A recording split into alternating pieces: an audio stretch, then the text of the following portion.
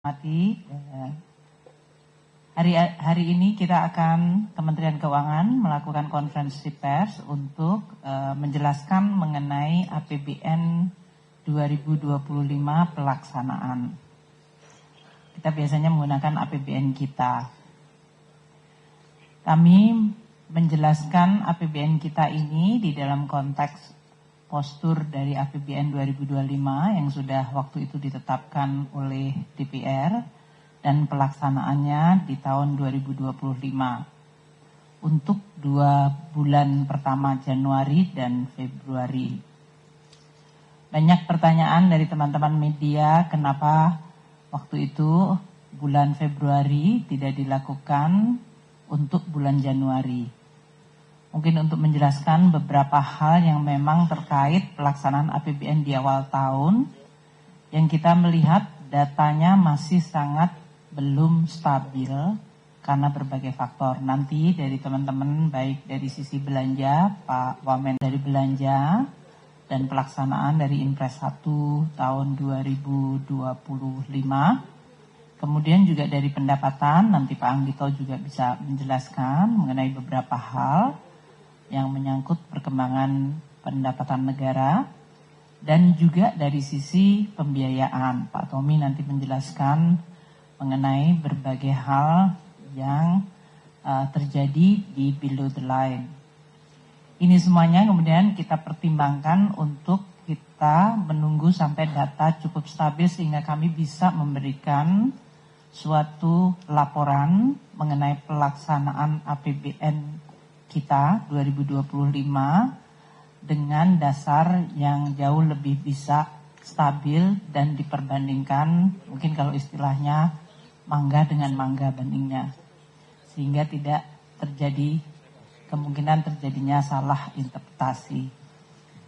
Jadi dengan kata pengantar itu saya akan memulai ya untuk menjelaskan APBN kita 2025.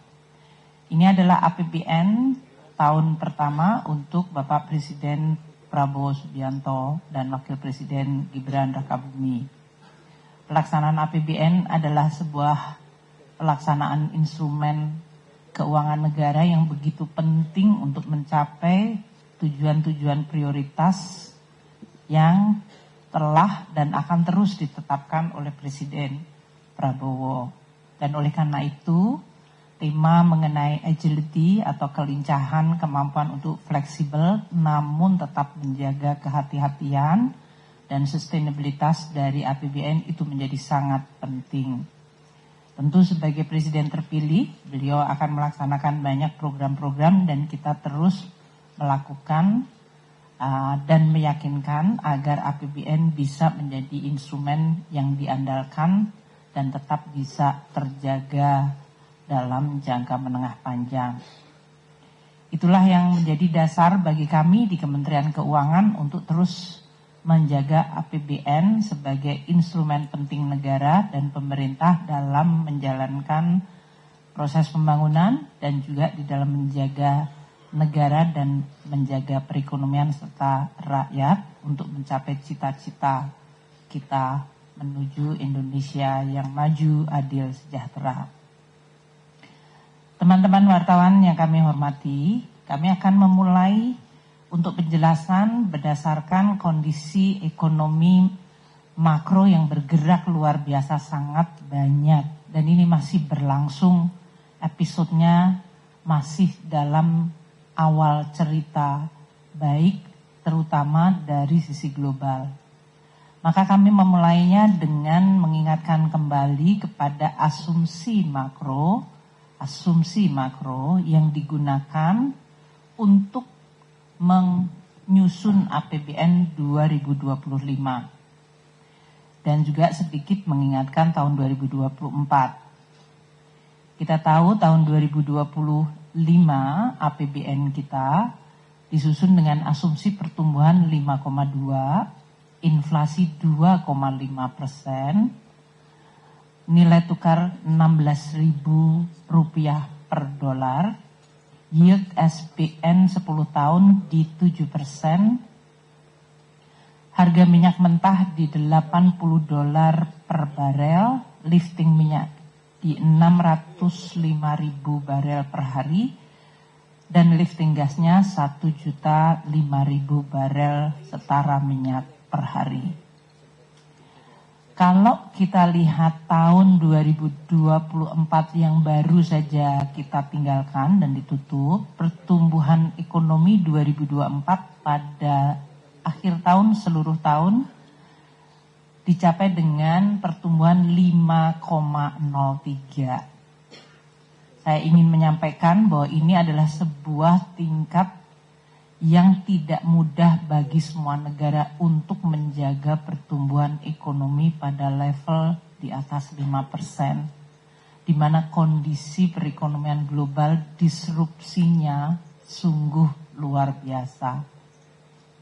Indonesia juga menutup tahun 2024 dengan prestasi inflasi yang hanya 1,57%. Ini juga di bawah asumsi tahun 2024 dan ini juga hasil kerja nyata dari pemerintah, terutama untuk terus menjaga harga-harga yang bisa berkontribusi terhadap inflasi, termasuk tim pengendali inflasi terutama yang dikoordinasikan di daerah-daerah oleh Kementerian Dalam Negeri, Pak Menteri Dalam Negeri. Nilai tukar rupiah tahun 2024 akhir periode itu sudah di 16.162. Meskipun untuk year to date-nya di tahun lalu adalah sebesar 15.847 rupiah. Kita melihat dari mulai Januari dan terutama semenjak Presiden Trump dilantik awal Januari hingga sekarang, begitu banyak kebijakan eksekutif order Presiden Trump yang terus-menerus menimbulkan gejolak. Gejolak ini dirasakan seluruh dunia dan ini terefleksikan pada kurs rupiah yang nanti kita akan jelaskan. Untuk sampai dengan akhir Februari, kita end of period 16.340 rupiah per dolar, year to date-nya di 16.309 rupiah per dolar. Tadi untuk inflasi, year on year kita sedikit mengalami deflasi 0,09 dan untuk month to month-nya juga mengalami deflasi 0,48%. Yield surat berharga negara sama seperti yang terjadi dengan disrupsi akibat berbagai kebijakan yang dikeluarkan oleh Presiden Trump 2.0 dan interaksi reaksi dari negara-negara blok besar, entah itu Kanada, Eropa, RRT, Meksiko bahkan juga, telah menimbulkan suatu dinamika atau gejolak volatilitas di nilai tukar dan yield di semua negara. Indonesia alhamdulillah kalau kita lihat pada tahun 2024 kita bisa menjaga yield year to date-nya di 6,8% untuk SBN 10 tahun local currency dan end of period-nya di 7%. Kita lihat deviasi dari asumsi 6,7 di tahun 2024. Nah, tahun ini asumsi kita 7% hingga akhir Februari realisasi end of period-nya 6,88% dan year to date-nya di 6,98. Ini adalah bulan-bulan Januari Februari yang tidak mudah dan tidak biasa. Seperti tadi saya sampaikan, shock yang terjadi secara berturut-turut dari executive order yang muncul dari Presiden Trump dan kemudian memunculkan retaliasi atau respons. Sedangkan harga minyak kita lihat dengan adanya disrupsi yang begitu besar di level global dan kecenderungan melemahnya ekonomi negara maju, harga minyak juga mengalami perlemahan. Akhir tahun 2024 di 71,6 dolar per barel. Year to date-nya di tahun lalu mencapai 78,1. Nah, untuk 2025 ini, end of period-nya harga minyak di 74,3. Year to date 75. Ini adalah harga yang kalau kita lihat dibandingkan asumsi APBN yang kebetulan untuk 2024 dan 2025 menggunakan asumsi harga minyak yang sama yaitu 82 dolar per barel. Ini lebih rendah. Tentu akan mempengaruhi nanti beberapa bagian dari APBN kita. Entah untuk belanja dan juga dari penerimaan kita, baik penerimaan pajak maupun penerimaan negara bukan pajak. Deviasi yang cukup besar dari asumsi tentu akan kita perhitungkan. Lifting minyak kita tahun lalu tercapai 579,7 ribu barel per hari. Lebih rendah dari asumsi APBN yang 635 ribu barel per hari. Kalau kita lihat di sini, APBN 2025 sudah menurunkan asumsi lifting minyak dari 635 ke 605 ribu. Namun hingga sampai Februari ini realisasi dari lifting minyak baru mencapai 551,7 ribu barel per hari. Demikian juga dengan lifting gas. Realisasi tahun lalu adalah 978,8 ribu barel setara minyak per hari. Itu lebih rendah dari asumsi yang 1.033.000. Dan tahun ini hingga Februari lifting gas kita adalah 978.000 di bawah lifting asumsi 1.005.000 setara minyak barel per hari. Ini adalah asumsi makro yang menjadi fondasi untuk penyusunan postur APBN. Dan kami akan terus memonitor, memitigasi berbagai dinamika yang terjadi apabila menimbulkan risiko yang berpengaruh kepada APBN maupun terutama kepada masyarakat dan perekonomian. Dengan kondisi asumsi akhir tahun 2024 dibandingkan dengan realisasi dan perkembangan yang terjadi dalam 2 bulan ini, maka kita lihat postur APBN 2025 hingga tahun 2025 akhir Februari. Sebagai perbandingan, saya menggunakan APBN awal, yaitu Undang-Undang Nomor 62 Tahun 2024. APBN selalu ditetapkan menjadi atau dalam bentuk undang-undang, karena ini adalah sebuah proses politik dan legislasi antara eksekutif dengan legislatif, yaitu DPR. Di dalam APBN yang tertuang di dalam Undang-Undang Nomor 62 2024 disebutkan bahwa pendapatan negara akan ditargetkan 3.005 triliun, di mana penerimaan pajak di 2.189,3 triliun rupiah. Bea dan cukai menyumbangkan 301,6 dan PNBP di 513,6 sebagai target untuk tahun 2025 ini. Realisasi hingga akhir Februari untuk pendapatan negara adalah 316,9 triliun rupiah, di mana penerimaan perpajakan 240,4 triliun atau 9,7% dari target tahun ini, terdiri dari penerimaan pajak 187,8 triliun rupiah atau 8,6% dari target. Sementara kepabeanan dan cukai 52,6 triliun, ini adalah 17,5% dari target 301,6 triliun di APBN.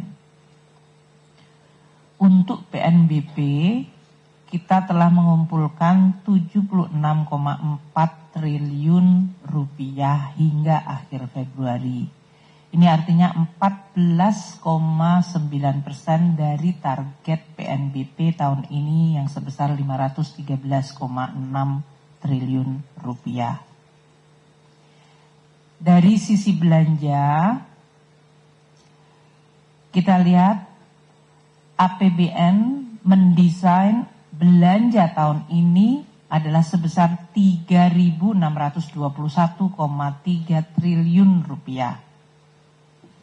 Ini terdiri dari belanja pemerintah pusat 2.701,4 triliun rupiah, di mana belanja KL-nya 1.160 triliun dan belanja non-KL 1.541,4 triliun. Transfer ke daerah di dalam Undang-Undang APBN 919,9 triliun. Didesain dengan defisit 616,2 triliun dan keseimbangan primer juga defisit 63,3. Itu adalah desain APBN 2025. Sehingga ini saya menggunakan ini untuk bisa menaruh di dalam konteks akhir Februari. Pembiayaan tahun 2025 ini juga menurut undang-undang akan mencapai 616,2 triliun rupiah. Nah, realisasi yang terjadi untuk belanja negara hingga akhir Februari, ya, dengan berbagai yang nanti akan disampaikan oleh Pak Wamensua, terjadinya impres, efisiensi, dan lain-lain, kita masih melihat belanja negara 348,1 triliun. Realisasi di mana ini adalah 9,6% dari total belanja yang akan dianggarkan tahun ini. Belanja pemerintah pusat mencapai 211,5 triliun atau 7,8% dari target belanja pemerintah pusat. Terdiri dari belanja kementerian lembaga 83,6 triliun rupiah. Ini juga sekitar 7,2% dari total belanja tahun ini untuk kementerian lembaga, dan belanja non-KL mencapai 127,9 triliun atau 8,3% dari total belanja non-KL. Untuk transfer terlihat lebih maju, yaitu kita telah mentransfer ke daerah sampai akhir Februari mencapai 136,6 triliun. Dari persentase ini lebih tinggi dari bahkan kecepatan belanja pemerintah pusat, yaitu 14,9% dari total transfer tahun ini sebesar 919 triliun. Untuk posisi 2025 akhir Februari, keseimbangan primer dalam posisi surplus 48,1 triliun. Di dalam APBN undang-undang nantinya kalau itu terlaksana semua adalah 63,3 defisit. Jadi ini masih positif. Sedangkan dari total keseimbangan terjadi defisit 31,2 triliun rupiah untuk posisi akhir Februari, atau ini sebesar 0,13 dari PDB. Saya ingatkan kembali kolom sebelahnya, APBN didesain dengan defisit 616,2 triliun. Jadi ini defisit 0,13%, tentu masih di dalam target desain APBN sebesar 2,53% dari PDB, yaitu 616,2 triliun rupiah. Sampai dengan akhir Februari, pembiayaan anggaran tercapai 220,1 triliun rupiah. Ini artinya 2 bulan pertama kita telah merealisir pembiayaan cukup besar, 35,7%. Implisit ini berarti ada perencanaan dari pembiayaan yang cukup front loading, artinya issuance-nya di awal cukup besar. Nanti Pak Tommy menjelaskan. Saya akan memulai dengan kondisi ekonomi sebelum nanti akan diteruskan oleh para wamen untuk pendapatan belanja dan pembiayaan. Seperti saya sampaikan tadi, dunia mengalami perubahan yang sangat besar, sangat signifikan. Kalau kita sebutkan the new economic order, yaitu sebuah order ekonomi global yang tidak lagi mengikuti pakem selama hampir 50 tahun ke belakang atau lebih bahkan. Di mana di dalam era 60 atau 50 tahun ke belakang, globalisasi dan global rule base itu menjadi sandaran atau menjadi fondasi kita berinteraksi dan berrelasi berhubungan antar negara. Ini karena sesudah Perang Dunia Kedua, masa-masa di mana kemudian semua negara bersepakat, yuk kita bikin sebuah global order yang berdasarkan sebuah rule base. Itu dari mulai United Nations, kemudian memunculkan WTO, IMF World Bank, dan kemudian berbagai kesepakatan antar negara dari sisi perdagangan investasi. Yang semuanya tujuannya adalah agar hubungan antar negara berdasarkan suatu aturan dan kepastian, tidak didasarkan pada aksi sepihak. Oleh karena itu muncullah kemudian lembaga-lembaga multilateral yang tujuannya untuk mempromot atau menjaga, mempromosikan dan menjaga hubungan antar negara yang berdasarkan rule atau aturan yang disepakati. Semenjak munculnya sekarang ini Presiden Trump di unilateralism atau aksi sepihak dari suatu negara yang kebetulan merupakan negara terbesar dan terkuat di dunia menjadi dominan. Ini menjadi the rule of the game. Jadi yang tadinya rule based multilateral sekarang adalah tergantung dari unilateral dari negara.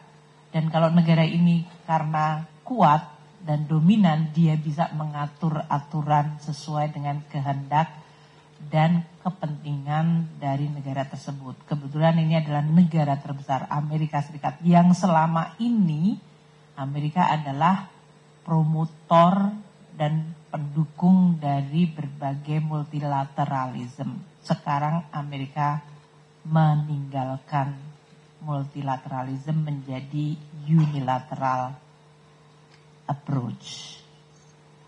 Pertemuan G20 yang terakhir di Afrika Selatan di antara Menteri-Menteri Keuangan yang dihadiri oleh Pak Wamen Tommy, nanti mungkin juga bisa dijelaskan, menggambarkan situasi tersebut.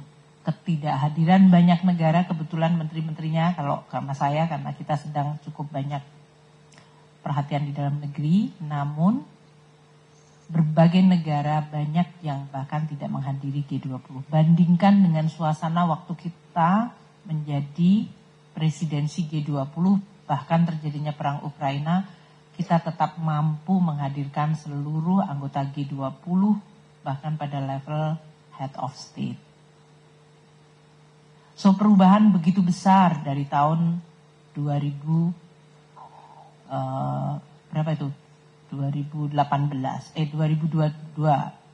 ke sini gitu ya. Suatu perubahan hanya dalam waktu kurun 3 tahun telah mengubah sebuah orde dunia. Ini tentu memberikan implikasi sangat besar, sangat fundamental. Dan oleh karena itu Presiden Prabowo selalu mengingatkan kita harus menyiapkan diri, menguatkan diri. Karena dunia memang tidak dalam situasi yang biasanya kita kenal. Menjadi sangat unilateralis dan harus mampu kita jaga kedaulatan dan kepentingan Indonesia. Muncul blok-blok baru di luar yang biasanya tradisional. Kita lihat Amerika Serikat yang tadi saya sorot ya. Bagaimana Amerika yang selama ini menjadi promotor untuk North American Free Trade Agreement, kesepakatan 3 negara, Kanada, Amerika, NAFTA, sehingga hubungan trade dan investment itu bisa berjalan hampir tanpa halangan. Di dalam era Presiden Trump yang kedua ini, dilakukan seluruhnya menjadi totally tidak berlaku. Secara unilateral, sepihak, Amerika kemudian menyampaikan mengimpos tarif. Kalau NAFTA itu namanya free trade, itu biasanya tarif mendekati 0 atau bahkan 0%. Yang terjadi sekarang, tiba-tiba Trump menerapkan kepada negara tetangganya yang sebetulnya selama ini bergabung dalam sebuah blok free trade, yaitu North Africa Free Trade Agreement, NAFTA. Tiba-tiba tetangga sebelahnya dikenakan tarif. Kanada 10% untuk energi, 25% untuk komoditas lainnya. Meksiko 25% across the board. RRT 10% ini on top of yang selama ini RRT sudah terkena dari semenjak Trump 1.0, Biden, dan Trump 2.0. Jadi waktu Trump 1.0 dan Biden, RRT itu sudah dikenakan tarif dan belum turun, sekarang ditambahkan 10%. Diumumkan pada 1 Februari 2025 untuk pengenaan tarif tersebut. Reaksinya sungguh luar biasa.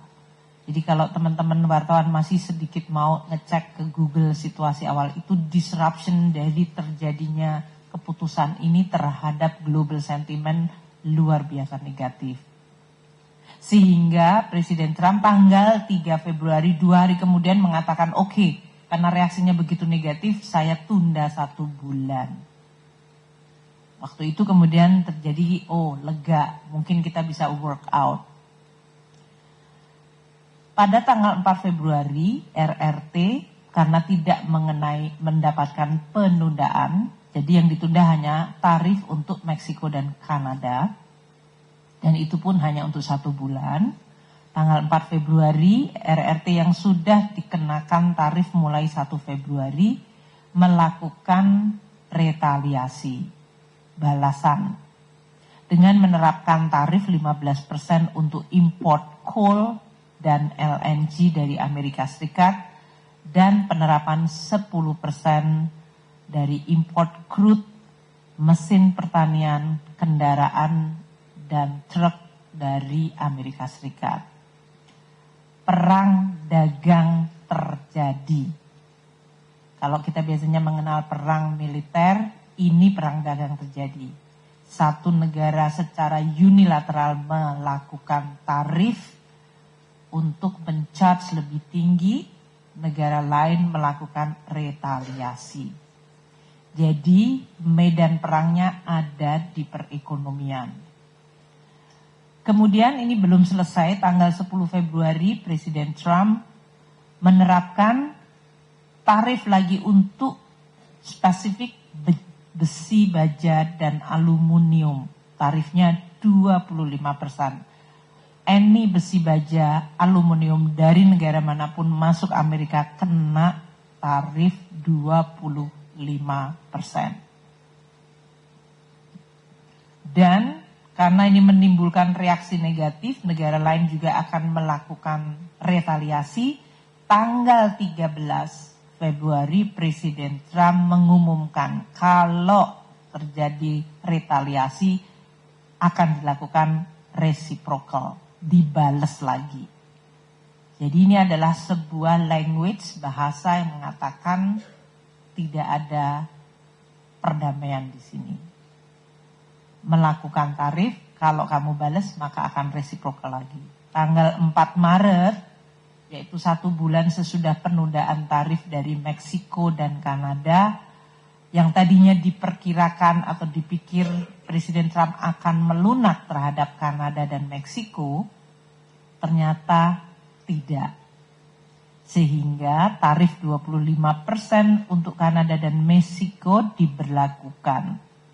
Dan untuk RRT karena sudah melakukan retaliasi tanggal 4 Februari dengan menerapkan tarif 15%, maka sesuai dengan tarif reciprocal yang dilakukan oleh Amerika Serikat yang diumumkan 13 Februari, maka RRT yang sudah dibales lagi dengan menambahkan lagi tarifnya 10% untuk komoditas dari Tiongkok. Kemudian Kanada tanggal 4 Maret kena tarif, maka pada hari yang sama Perdana Menteri Justin Trudeau yang waktu itu belum resign mengumumkan retaliasi, dibales dengan menerapkan 25% tarif untuk berbagai produk impor dari Amerika Serikat. Dan ini tentu menimbulkan ancaman terhadap berbagai kemungkinan, dari mulai resesi, bahkan inflasi, bisa terjadi stagflasi, ekonominya melemah, tapi harga tinggi karena tarif.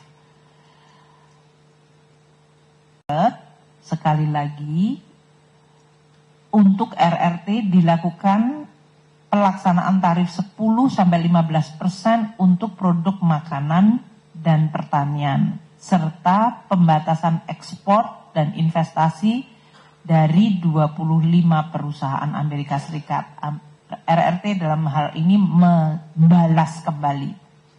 Karena tadi diberikan tarif reciprocal, kemudian dinaikkan lagi tarifnya, RRT membalas lagi dengan menerapkan 10-15% untuk produk pertanian dan makanan, dan bahkan pembatasan ekspor untuk terutama mineral rare earth, dan juga untuk investasi dari 25 perusahaan Amerika yang beroperasi di RRT. Tanggal 11 Maret akan diumumkan tambahan 25% tarif untuk aluminium baja dari Kanada. Ini untuk membalas tanggal 4 Maret. Jadi teman-teman wartawan melihat ya, yang ini yang disebut the war game adalah sekarang di bidang ekonomi. Trade yang tadinya berdasarkan rule base sekarang bisa secara sepihak diubah. Dan Presiden Donald Trump dalam hal ini memang mengincar negara-negara yang memiliki surplus terhadap Amerika atau Amerika defisit terhadap negara tersebut. Di sini yang di tengah ini adalah 20 negara yang mencatatkan surplus terhadap Amerika. Artinya Amerika defisit terhadap negara ini. Indonesia ada di nomor 15. Kalau kita lihat Tiongkok, Meksiko, Kanada ini walaupun angkanya 73,7 ini lebih karena tidak hanya perdagangan tapi juga masalah imigrasi dan juga fentanyl, yaitu masuknya opioid yang telah mengancam kesehatan di Amerika Serikat. Nah, kita lihat jadi negara-negara yang punya surplus besar, makanya kita lihat Tiongkok sudah kena, Meksiko kena, Vietnam yang kemarin datang ke Indonesia, ini akan menjadi target yang cukup nyata. Untuk negara-negara European Union juga sudah dilakukan langkah-langkah untuk tarif. Karena mereka sudah mengumumkan retaliasi dan kemudian akan terjadi back and forth. Jadi kita lihat Jerman, Irlandia, Kanada tadi ya. Bahkan untuk Jepang dan Korea Selatan. Ini adalah yang harus kita sekarang teliti dan waspadai. Kalau diberlakukan surplus, Indonesia ada di dalam ranking 15. Dan ini akan berpotensi menciptakan tadi biaya dari supply chain sektor manufaktur dan terutama untuk sektor digital yang akan meningkat. Rantai pasoknya juga akan mengalami disrupsi, harga komoditas mengalami volatilitas, dan sentimen market akan terus-menerus terayun-ayun volatile, seperti yang terjadi pada minggu-minggu atau 1 bulan terakhir. Ini menimbulkan semua negara yang sekarang berpikir peta dunia dari sisi ekonomi seperti apa. Keputusan mengenai investasi, relokasi, dan juga rekonfigurasi dari rantai pasok. Karena ternyata selama ini yang dianggap aman, bahkan kalau kita mengatakan friendshoring, itu sekarang tidak ada friend lagi. Gimana kurang friendnya Amerika dan Kanada itu? Jadi tadinya disebutkan, oh kalau kamu berteman, kita aman. Ternyata definisi friends tidak ada lagi di dalam konteks hari ini. Dan berbagai blok alternatif di luar zona Amerika seperti ASEAN, BRICS, ini memiliki alasan untuk makin bisa tumbuh dan menjadi alternatif. Meskipun dalam hal ini tentu karena Amerika Serikat adalah negara paling besar di dunia, pasti apa yang dilakukan oleh mereka mempengaruhi seluruh dunia juga. Nah, konteks inilah yang kemudian akan kami bawa ke ekonomi di Indonesia yang nanti akan mempengaruhi APBN dan pelaksanaan APBN. Kita lihat harga komoditas yang tadi disebabkan karena berbagai macam gejolak order dunia yang mengalami disrupsi. Harga komoditas ini mengalami koreksi sejak tahun 2023 akhir tahun.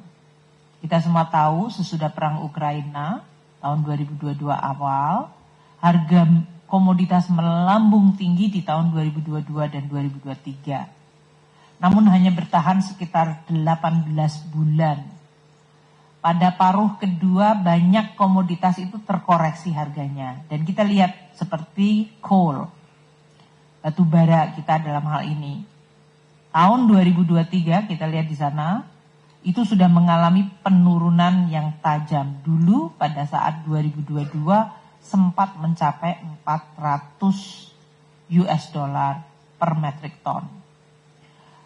Respons atau koreksi yang terjadi semenjak 2023 cukup dalam. Di level bahkan turunnya di bawah 200. Dan koreksi ini terus berlangsung sampai sekarang. Jadi kalau kita lihat year on year, harga coal yang sudah terkoreksi turun dari 2023. Year on year dibandingkan tahun 2024 yang sudah rendah, itu masih turun 12,6%. Kalau dari Januari ke Februari itu 16,5%. Jadi trennya masih menurun kalau kita lihat itu kan masih ke bawah. Sekarang sudah mendekati di 100 US dollar per metric ton. Bayangkan 3 tahun yang lalu harganya 4 kali lipat. Kemudian minyak, Brent. Kita juga lihat sesudah pernah melambung hampir mencapai 100 dolar di tahun 2022. 2023 juga mengalami kenaikan yang hampir mendekati 90 dolar. Pemirsa, demikianlah Breaking News Metro TV. Saya Gemma Tanjung. Terima kasih telah bersama kami dalam Metro TV. Jelajahi cara baru mendapatkan informasi. Download Metro TV Extend sekarang.